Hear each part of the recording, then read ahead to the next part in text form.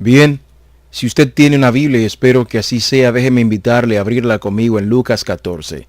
Vamos a hacer algo un poquito diferente. Quiero compartir algunas cosas con ustedes como pastor, algo que ha estado sucediendo en mi relación con Cristo, así que déjeme orar y así comenzaremos. Padre, gracias por el privilegio de pastorear esta familia de fe. Al mismo tiempo me estremezco de solo pensar en guiar una familia de fe porque soy tan inadecuado para esta tarea. No soy adecuado ni siquiera para dirigir mi propia familia, mucho menos una familia de creyentes, de modo que Dios, desde el mismo principio, manifiesto delante de ellos lo profundo que es mi necesidad de Cristo. No puedo hacer nada sin Cristo, no soy nada sin Cristo. Mi oración es que puedas darme la gracia de comunicar lo que Cristo ha estado enseñándome. Oro que no hable nada que no sea la verdad de Cristo. Oro por la gracia de comunicarme en una forma que te honre, y oro por tu gracia para este cuerpo de creyentes, de modo que escuchen en una forma que te honre. Danos gracia, oramos hoy, para oír tu palabra y gracia para obedecerla. En el nombre de Jesús. Amén. Quiero compartir con ustedes algunas áreas de desobediencia que han sido evidentes en mi relación con Cristo. Son áreas que le he confesado a mi esposa y a mi familia y que necesito confesarles a ustedes. Son verdades de la Escritura que he estado evitando y desobedeciendo durante los pasados meses. Podría decir aún por los pasados años, pero más intencionalmente la desobediencia ha sido durante los pasados meses. Y quiero ser honesto con ustedes, estoy en lo que al momento podría llamarse una crisis de fe, un punto de crisis de creencia en mi viaje espiritual justo ahora. Y si yo tuviera que resumir en qué consiste eso, realmente gira en torno a una pregunta. Y esa pregunta es, ¿creo en este libro? Quiero decir, ¿realmente? ¿Creo en la Biblia? Yo predico este libro, amo predicar este libro, enseño este libro, estudio este libro, trato de guardar esta palabra en mi corazón, pero ¿creo yo en este libro? ¿Realmente creo en él? Porque si yo realmente creo que este libro es verdad, entonces eso tiene implicaciones radicales para mi vida. Y esa es realmente la pregunta que quiero poner delante de ustedes como resultado. Una pregunta de suma importancia. ¿Creemos en este libro? Cuando este libro dice algunas de las cosas que dice, ¿realmente las creemos? Lucas 14 nos da una ilustración. Pienso que si creemos este libro, entonces esto tiene muchas implicaciones radicales para nuestras vidas e implicaciones radicales para esta iglesia. Tenemos un verso que parece resumir el camino que vamos a transitar la mayor parte del tiempo que pasemos juntos en la palabra. Lucas 14:33. Este es Jesús hablando. Quiero que escuche lo que él dice. Le sugiero que lo subraye. De la misma manera, cualquiera de ustedes que no renuncia a todos sus bienes no puede ser mi discípulo. Eso es radical. Todo. No sea que pensemos que se trata solo de cosas. Retrocedamos al verso 26. Ahí Jesús dice, si alguno viene a mí y no sacrifica el amor a su padre y a su madre, a su esposa y a sus hijos, a sus hermanos y sus hermanas, y aún a su propia vida, no puede ser mi discípulo. Eso es todo. Y él dice, ustedes no pueden autoproclamarse mis seguidores si no rinden todas estas cosas. Eso es radical. Este es un cuadro de las demandas del Evangelio, rendir todo lo que usted tiene si aún desea ser considerado mi discípulo. Eso es todo lo que trata este pasaje. De modo que esta es la pregunta, ¿realmente creo en este libro? Parece venir en tres áreas principales y quiero ponerlas delante de ustedes y quiero hacerles las preguntas que Dios me ha estado haciendo y de las que me he estado convenciendo. Primera pregunta, ¿realmente creemos lo que este libro dice acerca de la iglesia? Y quiero que retrocedan algunos capítulos hacia la izquierda, a Lucas 9. Quiero mostrarles esto. Este es un pasaje maravilloso de la Escritura y apenas vamos a tocarlo brevemente, pero ¿realmente creemos lo que este libro dice acerca de lo que significa seguir a Cristo? A esta altura hay grandes multitudes siguiendo a Jesús y esto es lo que sucede. Lucas 9:57. Iba por el camino cuando alguien le dijo, se trata de Jesús, y un hombre que le expresa esto. Te seguiré a donde quiera que vayas. Y Jesús le responde, las zorras tienen madrigueras y las aves tienen nidos, le respondió Jesús, pero el Hijo del Hombre no tiene dónde recostar la cabeza. Esta es una respuesta muy interesante. A otro le dijo, sígueme. Señor, le contestó, primero déjame ir a enterrar a mi padre. Deja que los muertos entierren a sus propios muertos, pero tú ve y proclama el reino de Dios, le replicó Jesús. Otro afirmó, te seguiré, Señor, pero primero déjame ir y despedirme de mi familia. Jesús le respondió, nadie que mire atrás después de poner la mano en el arado es apto para el reino de Dios. ¿No es esto sorprendente? Jesús parece estar diciéndoles a estos tres hombres que se alejen, que desistan de seguirlo. Esto va en contra de nuestro pensamiento. Pensamos que nuestra tarea hoy en la iglesia es hacer todo lo que haya que hacer para lograr que estos estén adentro. Jesús está diciendo, deja que los muertos entierren a sus muertos, ni siquiera regreses a despedirte de tu familia. Esas son las clases de cosas que yo me pregunto cuando los discípulos lo escucharon. Se quedaron boquiabiertos. Donde quiera que las multitudes lo alcanzaban, él decía cosas como, coma mi carne y beba mi sangre, y repetidamente las multitudes se iban. Esto era lo que él hacía. ¿Y qué les está haciendo? Jesús les está diciendo lo que significa seguirlo. Quiero plantear 3 preguntas ante ustedes, reitero rápidamente, en las que creo que necesitamos pensar cuando se trata de ser un seguidor de Cristo. Si usted se considera a sí mismo un seguidor de Jesús, esto es lo que esto implica. Pregunta número 1. ¿Escogerás la comodidad o una cruz? El primer hombre dice, te seguiré a donde quiera que vayas. Él está animado, pero Jesús le dice, las zorras tienen cuevas y las aves tienen nidos, pero el Hijo del Hombre no tiene dónde recostar su cabeza. Lucas 9:58. Y nosotros hallamos en Mateo 8 que este es un maestro religioso, un líder religioso. En Marcos 12:38 al 40 Jesús advierte sobre individuos como este, porque el patrón era, usted se adhiera a un maestro religioso para promoverse o para ensanchar su posición, su nivel y su carrera. Es decir, usted sigue a otro maestro para ayudar a promoverse a sí mismo al siguiente nivel, para escalar la montaña, por así decirlo. De modo que aquí tenemos a un hombre que quiere seguir a Jesús como un medio para obtener un fin. Es un cuadro diferente al del día de hoy, en que no estamos como en la cultura judía intentando afiliarnos a Jesús para llegar a ser grandes maestros o escalar el monte, pero a menudo hemos hablado sobre esto. Este es el evangelio que estamos vendiendo hoy. Jesús como un medio para obtener un fin. Ven a Jesús y así puedes obtener perdón. Ven a Jesús y así puedes obtener mejor vida. Ven a Jesús y así puedes ganar el cielo. Y aunque algunas de estas cosas son ciertas, usted viene a Jesús para llegar a Dios, no viene a Jesús para obtener cosas. Nosotros hemos dado pasos más profundos. Venimos a Jesús y así obtenemos un lugar confortable para adorar. Venimos así, tenemos actividades para ocupar nuestros niños. Venimos a Jesús y así obtenemos una buena vida. No, usted viene a Jesús y lo consigue a Él. Él es el fin. No es un medio para ir a algún lugar. Él es todo. No queremos lugares confortables para adorar. No queremos actividades para nuestros hijos. No queremos promovernos a nosotros mismos. Queremos a Cristo. Y a este hombre aquí está Jesús diciéndole, no tengo un techo sobre mi cabeza y si vienes conmigo, soy todo lo que vas a obtener. ¿Quieres comodidad o quieres una cruz? Hacia allá es donde va Jesús. Lucas 9:51 nos dice. Segunda pregunta, ¿escogeremos mantenimiento o misión? El segundo hombre, Jesús inicia la conversación con, sígueme. Señor, le contestó, primero déjame ir a enterrar a mi padre. Deja que los muertos entierren a sus propios muertos, pero tú ve y proclama el reino de Dios, le replicó Jesús. Lucas 9:59 al 60. Ahora, hay estudiosos quienes debaten esta escena completa. Algunas personas creen que su padre estaba a punto de morir y que él solo quería regresar y pasar ese par de días con su papá y entonces darle a su padre un funeral apropiado, lo cual es algo que obviamente él quería hacer. Pero aún más profundo que eso, esta era una de las más altas obligaciones religiosas, que un hijo honrara a su padre. Es sencillamente obvio que un hijo haga esto por su papá. Otros creen que su papá acababa de morir.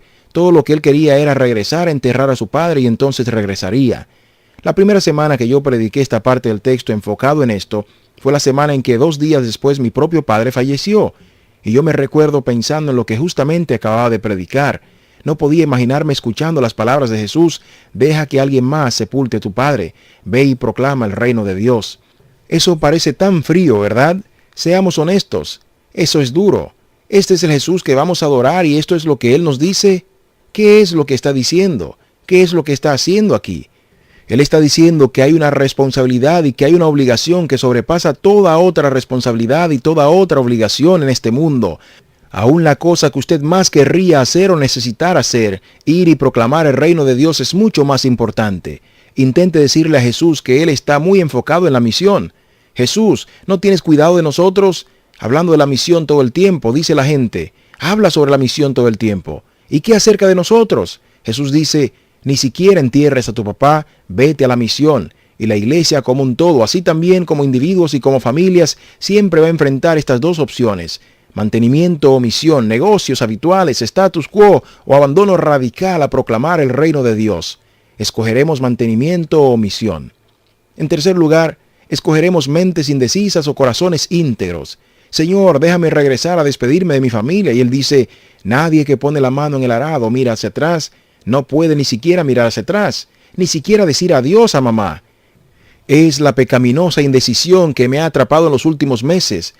Porque cuando Jesús nos dice que obedezcamos, al menos en mi experiencia personal, me encuentro a mí mismo cuestionándome. Bueno, ¿es esto seguro? ¿Es sabio? ¿Realmente? ¿Es el tiempo? ¿Qué pensará esta o aquella persona? ¿Cómo será esto? La realidad es que si Jesús lo ha dicho, entonces un seguidor de Cristo lo hace, punto. No estoy diciendo que nosotros no queremos ser sabios, pero la sabiduría se encuentra en la obediencia a Jesús, no en el mundo, y la indecisión nos estorba. Me estorba en la obediencia radical a Cristo, ya que ésta se opone a un corazón íntegro.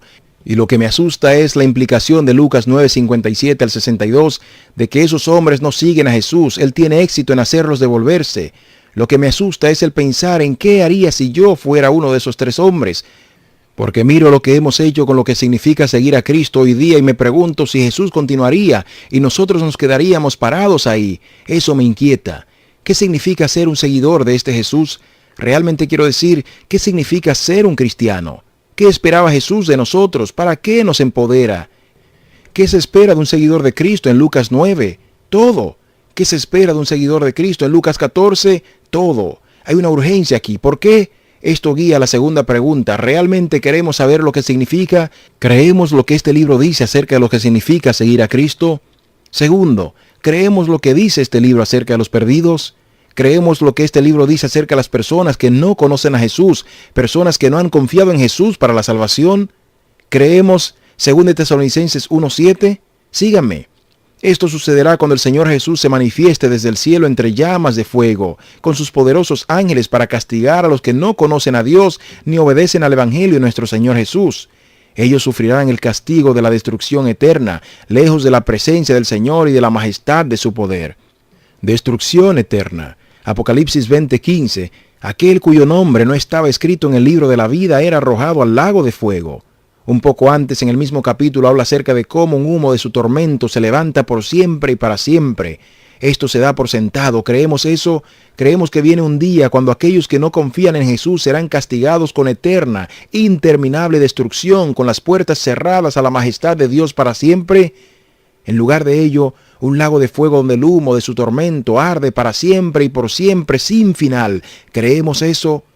Porque si creemos eso, entonces esto tiene implicaciones radicales en la forma en que vivimos nuestras vidas y la forma en que opera la iglesia.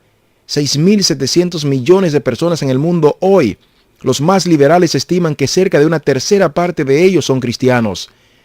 Y esas personas que confiesan ser cristianas social y políticamente no necesariamente son verdaderos seguidores de Cristo. Pero simplemente asumamos por un momento que aun si un tercio de la población mundial hoy que proclama ser cristiana, asumamos que todos ellos son seguidores de Cristo. Aun si toda una tercera parte de ellos son cristianos, eso aún nos deja más de 4.500 millones de personas hoy en un camino que lleva al infierno eterno. 4.500 millones quienes hoy están bajo el juicio de Dios y están en camino que lleva al infierno eterno. Si eso es cierto, si creemos eso, entonces no podemos estar jugando a la iglesia y no podemos estar jugando con nuestras vidas y nuestras familias. Para ser honestos, no podemos siquiera pensar qué es lo mejor para nuestras familias porque necesitamos pensar qué es lo mejor para la gloria de Cristo entre las personas que van a la destrucción eterna donde el humo de su tormento arderá por siempre y siempre. Si esto es cierto, esto cambia radicalmente la forma en que vivimos. Si esto no es cierto, entonces gastemos nuestros recursos en nosotros mismos y démonos gustos con las cosas que nos rodean. Si esto es cierto, usted no puede hacer eso. Es imposible. No si esto es cierto. No si creemos que esto es cierto y usted abandona todo para dar a conocer el Evangelio entre los perdidos. Así que, ¿creemos o no? ¿Creemos lo que dice este libro acerca de los perdidos? Y esto nos conduce a la tercera pregunta. ¿Creemos lo que dice este libro acerca de la iglesia? ¿Creemos lo que dice este libro acerca de los perdidos? Y tercero, esta es la pregunta que me ha traspasado en nueva forma. No probablemente, no, más bien definitivamente. ¿Creemos lo que dice este libro acerca de los pobres? Y hay 3 hechos. Hoy más de 1.000 millones de personas viven en desesperante pobreza, viviendo con menos de $1 por día. Cerca de otros 2.000 millones de personas viven con menos de $2 al día. Para más de 1.000 millones, lo que cuesta para usted o para mí comprar papas fritas, más de 1.000 millones de personas que no tienen comida, agua, refugio, ropa y cuidado médico hoy. La realidad es que la mayoría de nuestros gatitos y perritos están viviendo con más de $2 al día y cerca de 3.000 millones de personas no tienen tanto. Déjeme traer solo un dato al día de hoy. 30.000 niños hoy darán su último respiro debido a la desnutrición o una enfermedad prevenible. 30.000 niños. Pero aquí está el asunto. Nosotros no pensamos en eso, no tenemos eso en cuenta. Seamos honestos. Ni siquiera nos molesta esa clase de extrema pobreza porque esos afectados por allá no son solo pobres, tampoco tienen poder. No tenemos que verlos, no tenemos que oírlos, no tenemos nada que ver con ellos. Literalmente, millones de ellos están muriendo silenciosamente en relativa oscuridad y nosotros podemos cómodamente ignorarlos en nuestro bienestar, pretendiendo que ellos ni siquiera existen. Eso suena frío, pero es la vida aquí, ¿no es así? ¿Estamos preocupados mientras conducimos en esta comunidad porque no tenemos comida, agua o refugio? No. Vamos a la tienda y conseguimos para nuestros hijos y nosotros mismos más provisiones. No tenemos que pensar en eso. Esas no son realidades que están delante de nosotros. Podemos pretender que ni siquiera están ahí. Mientras tanto, ellos sí existen. Aquí está lo que me asusta. He realizado un viaje de tapa a tapa en la Escritura y la realidad es que Dios mide la integridad de nuestra fe por medio de nuestra preocupación por el pobre. Eso está en toda la Escritura, en todas partes. Él dice a su pueblo en Isaías, una ilustración bien clara, 56 al 58. En esta ilustración completa de verdadero ayuno, Dios dice, ustedes ayunan, están haciendo sus ejercicios religiosos. No significa nada para mí si ustedes ignoran al pobre. Nada significa, nada. Ustedes proclaman conocerme, pero si ustedes cierran sus oídos al pobre, entonces ustedes no me conocen. Eso es lo que Dios dice a su pueblo todo el tiempo. Él mide la integridad de nuestra fe por medio de nuestra preocupación por los pobres. No preocupación por el pobre equivale a no integridad de fe. Esas cosas van juntas. Usted da un paso más profundo, aunque una nota más seria, no una nota más seria, sino la nota más seria. Pienso que podemos ver en la Escritura, Jesús le dice a aquellos con abundancia que si ellos no alimentan al hambriento, ni visten al desnudo, ellos van al infierno. Esos con abundancia, si usted no alimenta al hambriento y viste al desnudo, usted va al infierno. Eso es lo que enseña Jesús. El Jesús que estamos adorando, Él enseña eso. Déjeme darle una perspectiva general aquí. Antiguo Testamento, guiándonos a Jesús. Escuche Proverbios 14:31. El que oprime al pobre ofende a su Creador. Usted insulta a Dios. Iglesia, pueblo de Dios, usted insulta a Dios y cierra su oído al pobre. Proverbios 21:13. Quien cierra sus oídos al clamor del pobre, llorará también sin que nadie le responda. Lo que dice aquí, si un hombre cierra sus oídos al clamor del pobre, él también llorará sin que nadie le responda. Usted cierra sus oídos al clamor del pobre, usted ora, no consigue nada. Él no le va a escuchar. Ustedes se congregan juntos cada domingo si no habían escuchado. Proverbios 21 dice que si están cerrando sus oídos al clamor del pobre, ustedes están hablando consigo mismos. Estas son palabras fuertes. Proverbios 28:27. El que ayuda al pobre no conocerá la pobreza. El que le niega su ayuda será maldecido. Maldecido de Dios. Maldecido por Dios si cierra sus oídos al pobre. Si cierra sus ojos al pobre. Lucas 6:20 al 25. Es el inicio y el fin de este pasaje. Jesús dijo, dichosos ustedes los pobres porque el reino de Dios les pertenece. Dichosos ustedes los que ahora pasan hambre porque serán saciados. Pero hay de ustedes los ricos, porque ya han recibido su recompensa, su consuelo. Hay de ustedes los que ahora están saciados, porque sabrán lo que es pasar hambre. Hay de ustedes los que ahora ríen, porque sabrán lo que es derramar lágrimas. Santiago 5:1 se va aún más profundo que un ay. Escuche esto. Ahora escuchen ustedes los ricos, lloren a gritos por las calamidades que les vienen encima. ¿Puedo recordarles algo? Ustedes son ricos, todos nosotros en este cuerpo de creyentes, sin excepción. Aun si solo tienes 5 años de edad, eres rico, tienes comida, tienes agua, tienes ropa, tienes refugio, rico. Así que somos todos ricos y la Biblia dice, ahora escuchen ustedes los ricos, lloren a gritos por las calamidades que se les vienen encima. ¿Es eso severo?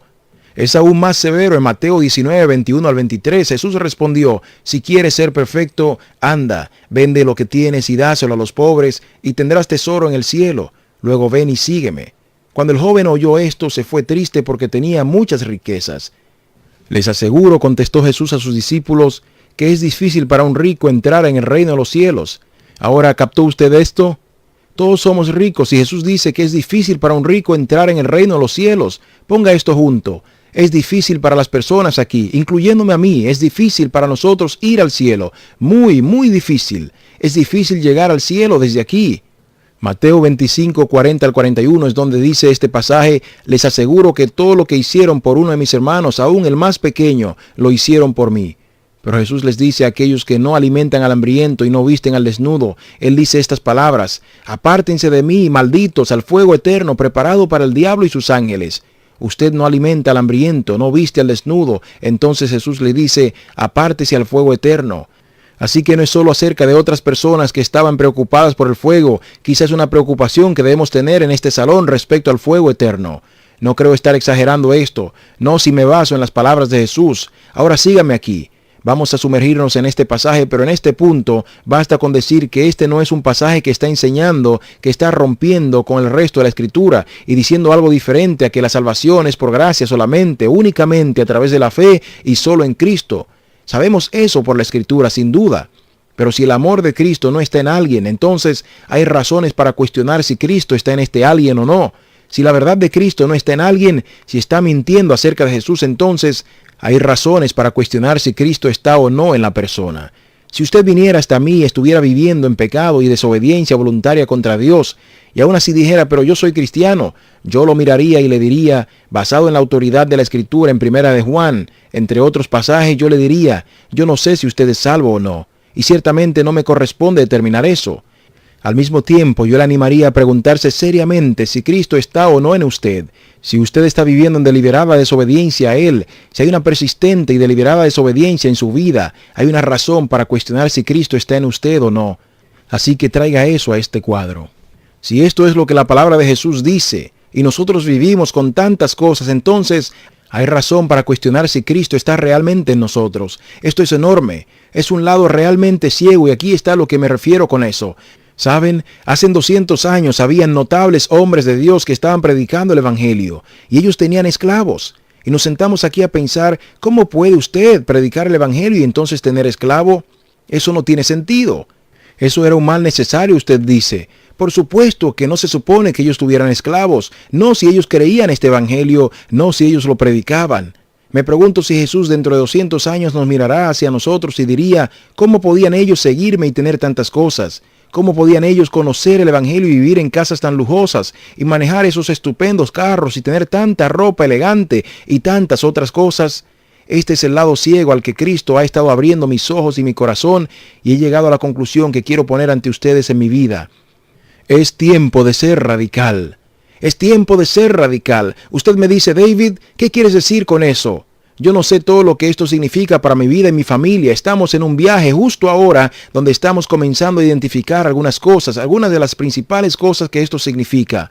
Pero no sé cómo luce todo esto en mi vida y mi familia, de modo que ciertamente no iría tan lejos como para decir cómo debe ser esto en su vida o su familia, ni siquiera cómo debe parecer esto en esta familia de fe.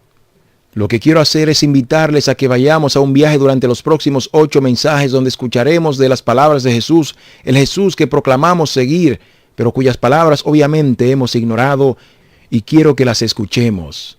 Y quiero que consideremos juntos en nuestras vidas y nuestras familias cómo se ven esas palabras en acción en nuestras vidas.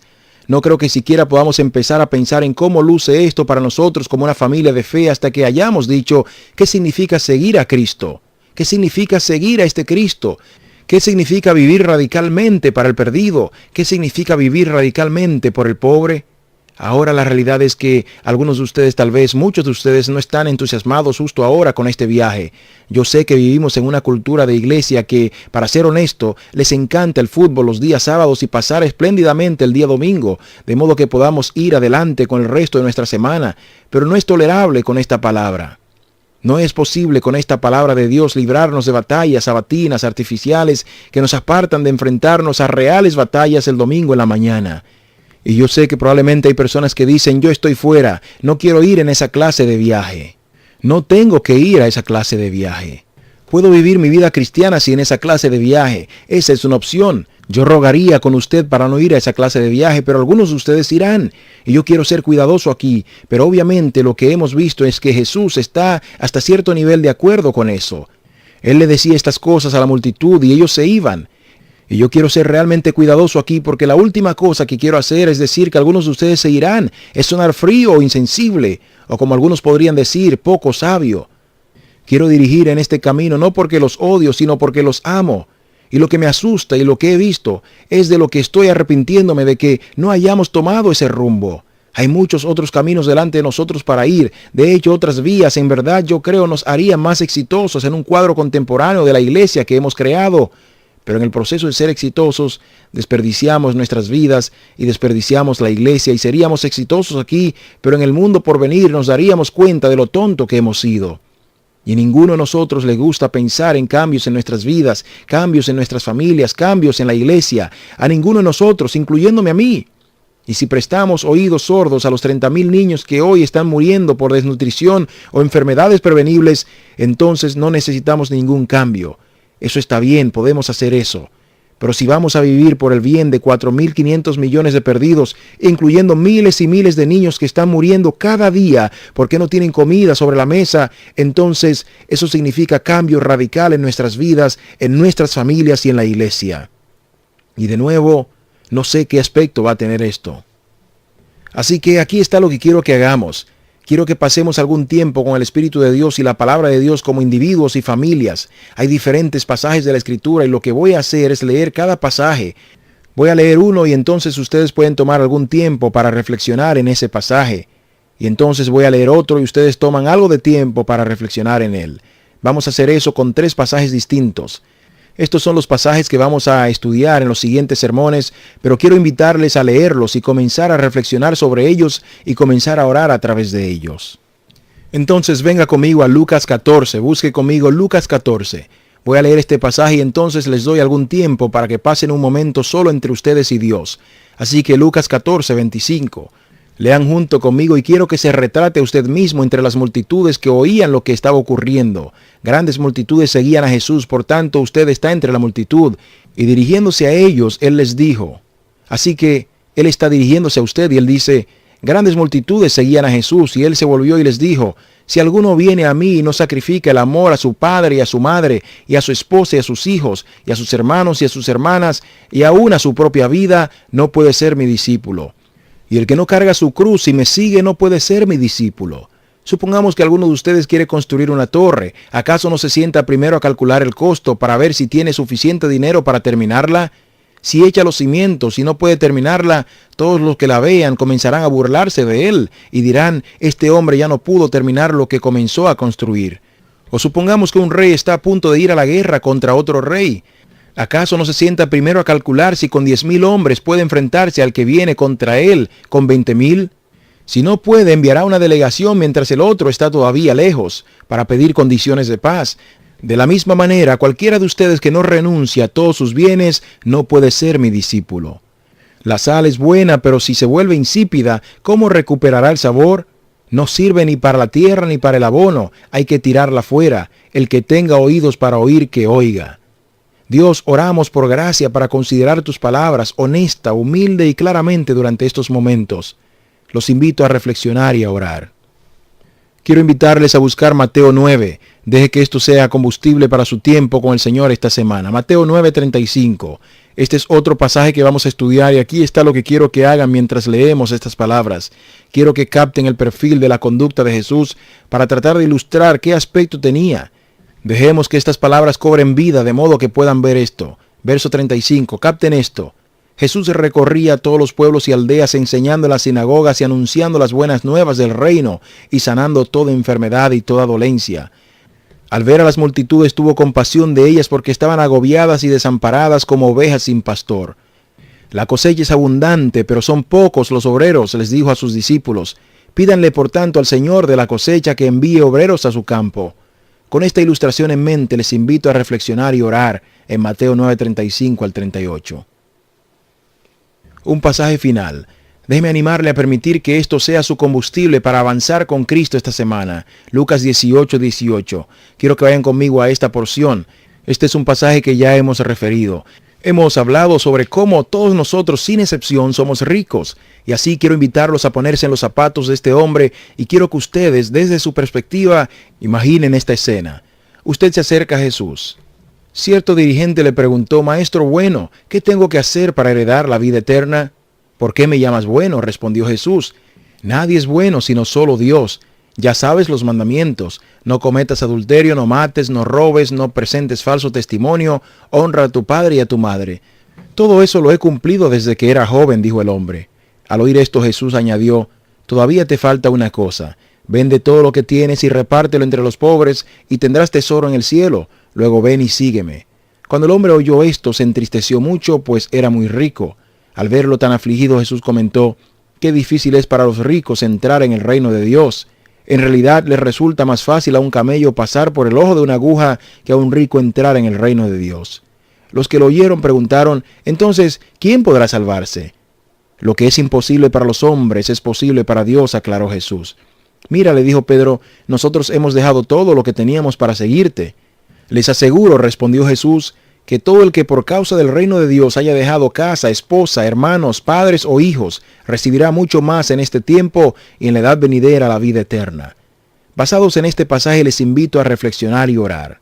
No sé qué aspecto tiene todo esto, de manera que no voy a declarar de ninguna forma ser perfecto en eso. Así que oren por mí y mi familia, que Dios nos dé gracia para saber cómo dirigir en este camino, en una forma que muestre estas verdades. Y quiero que sepan que voy a estar orando por ustedes y quiero que ustedes oren unos por otros. No hay respuestas sencillas aquí. No dice, bueno, así es como luce esto de cuidar de los pobres en su presupuesto. Y así es como figura en su agenda eso de ocuparse de los perdidos. Pienso que el propósito completo de este pasaje y estos mandamientos está diseñado para traer nuestros rostros ante Cristo y que Él nos muestre cómo es esto. Porque el cuadro es, y yo no quiero que olviden esto, Él es la meta. La meta no es en sí el perdido o el pobre, la meta es Cristo. Queremos a Cristo y Él es el centro que nos guía. Y esa es la belleza total de este asunto, porque cuando Él es el centro, entonces cualquier cosa que apenas comienza a parecer sacrificio no es más sacrificio. Porque el que murió en la cruz y se levantó de la tumba y ascendió a las alturas y nos ha dado la vida eterna gratuitamente, Él es la meta. Y así nada parece sacrificio a la luz de Cristo. Así que fijemos nuestros ojos y corazones sobre Él en oración y digamos, Cristo, quiero que seas el centro de nuestras vidas y el centro de nuestras familias y el centro de esta iglesia. Y quiero que nos guíes y te queremos a ti más que ninguna otra cosa. Así que Dios, oramos que nos lleves a un paso más profundo en nuestro seguir a Cristo. Señor Jesús, tu reino es supremo. Tú eres digno de toda adoración y toda alabanza y todo honor. Tú eres digno de 30,000 niños hoy que no tienen comida y eres digno de la adoración de 4,500 millones de personas que no han confiado en ti. Oramos que hoy Cristo sea el centro de nuestras vidas, sea el centro de esta iglesia y seas el centro de tal manera que nos tomes en un viaje radical contigo, donde tu gloria sea conocida por nosotros y exhibida por nosotros a todas las naciones. Usted ha estado escuchando La Iglesia Secreta, una enseñanza del Dr. David Platt de la Iglesia en las Colinas de Brook.